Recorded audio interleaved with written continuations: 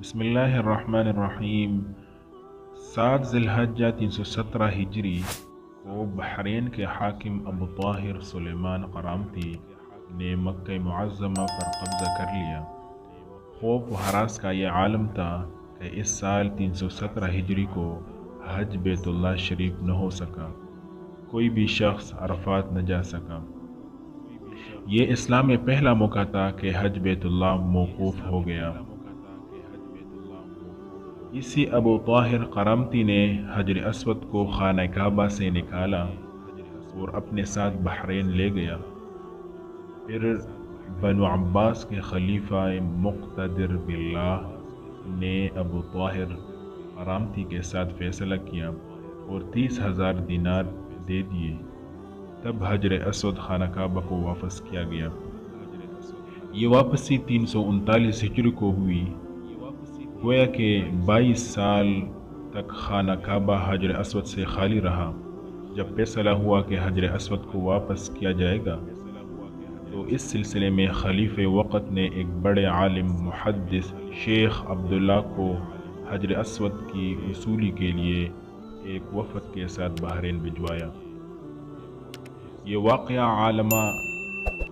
علامہ سیوطی کی روایت سے اس طرح نقل کیا گیا ہے کہ جب شیخ عبداللہ بحرین پہنچ گئے، بحرین کے حاکم نے ایک تقریب کا اہتمام کیا جس میں حجر اسود کو ان کے حوالہ کیا جائے گا۔ تو ان کے لیے ایک پتھر خوشبودار خوبصورت غلاف میں سے نکالا گیا کہ یہ حجر اسود ہے، اسے لے جائیں۔ محدث عبداللہ نے فرمایا کہ نہیں، بلکہ حجر اسود میں 2 نشانیاں ہیں۔ اگر یہ پتھر اس معیار پر پورا اترا تو یہ حجر اسود ہوگا اور ہم لے جائیں گے۔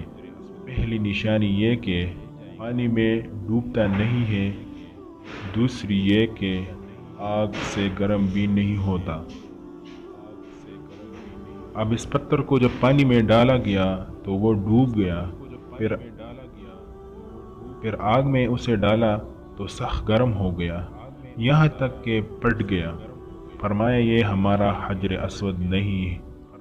پھر دوسرا پتھر نکالا گیا، اس کے ساتھ بھی یہی عمل ہوا اور وہ پانی میں ڈوب گیا اور آگ پر گرم ہو گیا۔ فرمایا ہم اصل حجر اسود کو لیں گے۔ پھر اصل حجر اسود لایا گیا اور آگ میں ڈالا گیا تو ٹھنڈا نکلا۔ پھر پانی میں ڈالا گیا، وہ پھول کی طرح پانی کے اوپر تیرنے لگا۔ تو محدث عبداللہ نے فرمایا یہی ہمارا حجر اسود ہے اور یہی خانہ کعبہ کی زینت ہے اور یہی جنت والا پتھر ہے۔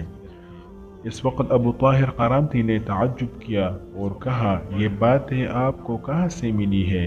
تو محدث عبداللہ نے فرمایا یہ باتیں ہمیں جناب رسول اللہ صلی اللہ علیہ وسلم سے ملی ہے کہ حجر اسود پانی میں ڈوبے گا نہیں اور آگ سے گرم نہیں ہوگا۔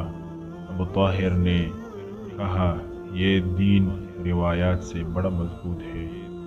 جب حجر اسود مسلمانوں کو مل گیا تو اسے ایک کمزور اونٹنی کے اوپر لادا گیا جس نے تیز رفتاری کے ساتھ اسے خانہ کعبہ پہنچایا۔ اس اونٹنی میں زبردست قوت آ گئی، اس لیے کہ حجر اسود اپنے مرکز بیت اللہ کی طرف جا رہا تھا، لیکن جب اسے خانہ کعبہ سے نکالا گیا تھا اور بحرین لے جا رہے تھے تو جس اونٹ پر لادا جاتا وہ مر جاتا، حتیٰ کہ بحرین پہنچنے تک 40 اونٹ اس کے نیچے مر گئے۔